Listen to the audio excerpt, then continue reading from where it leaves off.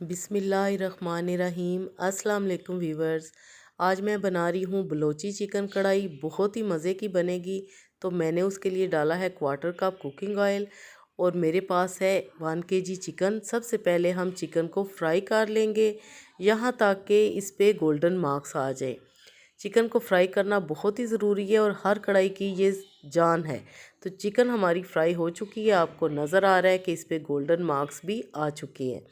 अब हम next step करते हैं कि अब मैं इसमें शामिल करूंगी 1 टेबलस्पून अदरक लहसुन ताज़ा कूटा हुआ। चिकन की न्यू रेसिपीज़ हों तो मज़ा आ जाता है। एक ही तरह की कढ़ाई खा खा के हम बोर हो जाते हैं। तो ये कढ़ाई बलोची चिकन कढ़ाई ख़ास आपके लिए डिज़ाइन की गई है।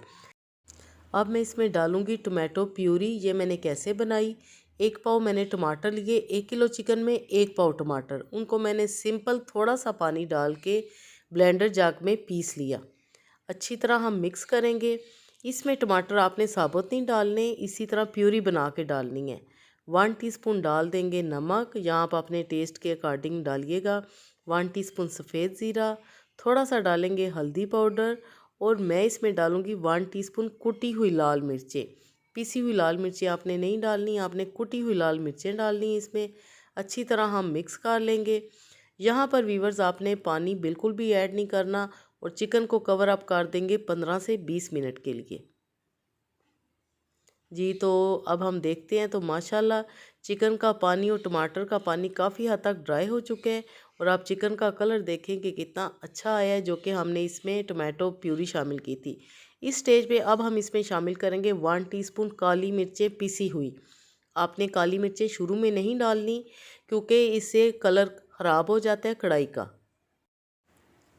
अच्छी तरह मिक्स करेंगे और लास्ट में इसमें शामिल कर देंगे दही। दही मेरे पास है 1 कप, आपने चम्मच से उसको फेंट लेना है, फिर आपने इसमें शामिल कर देनी है। दही को आपने स्किप बिल्कुल भी नहीं करना, दही कढ़ाई में ज़रूर जाएगी। तो दही डालने के बाद हम कवर अप करेंगे क्योंकि दही काफ़ी पानी रिलीज़ करती है। मज़ीद हम कवर अप करेंगे 5 से 7 मिनट के लिए। जी तो 5 से 7 मिनट हो चुके हैं और माशाल्लाह इस वक्त मेरे किचन में इतनी अच्छी खुशबुएं कढ़ाई की आ रही हैं कि सभी पूछ रहे हैं कि आज आपने कौन सी कढ़ाई बनाई है। तो अब हम फ्लेम को हाई करेंगे और हाई फ्लेम पे हम कढ़ाई को बिल्कुल ड्राई कर लेंगे, यानी कि दही का पानी बिल्कुल ड्राई हो जाना चाहिए। तो लास्ट में व्यूवर्स मैं इसमें शामिल करूँगी घर की बालाई 2 से 3 चम्मच। ये आपने ज़रूर डालनी है, हर घर में बालाई मौजूद होती है तो ये आपने डालनी है। अगर आपके पास घर की बालाई नहीं है तो आप फ्रेश क्रीम इसमें 2 चम्मच वो ऐड कर सकते हैं। बालाई डालने से इस कढ़ाई की बिल्कुल लुक ही बदल जाएगी और बलोची चिकन कढ़ाई हमारी हो जाएगी तैयार। साथ में आपने डाल देनी है 2 से 3 हरी मिर्चें कटी हुई, बारीक कटी हुई, जैसा कि आपको नज़र आ रही हैं।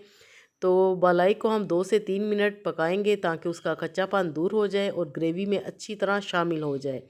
लास्ट में हम डाल देंगे हरा धनिया और अदरक के स्लाइसेस और कढ़ाई को सर्व करते हैं।